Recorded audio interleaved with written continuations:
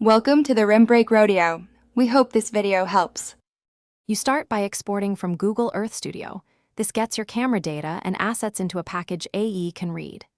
In Earth Studio, enable After Effects export and pick a resolution, 4K for high detail, 1920x 1080 for faster render times.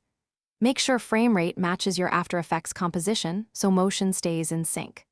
Once done, export the composition as a ZIP that contains footage, sequences, and a JSX script. This script automates import and recreates cameras, saving you manual setup time. Next, unzip the Earth Studio package to a fast local drive and keep the folder hierarchy intact so paths resolve.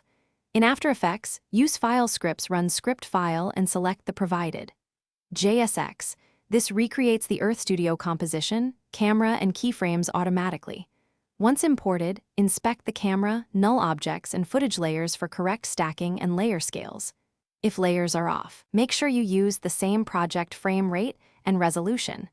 Mismatches are the most common cause of drift or scale issues. Finally, relink any missing assets using file dependencies, replace footage, and confirm pixel aspect ratio matches Earth Studio exports. Tweak render settings, add motion blur, and apply color grading to blend layers naturally. You want the camera moves to feel seamless. If something goes wrong, check the script console for errors and verify frame rate, composition size, and folder paths. Those solve most issues. If camera animation looks off, open the camera nulls and compare keyframe timing. Small offsets are simple to nudge back into place. Thanks for watching. Consider subscribing if we helped you.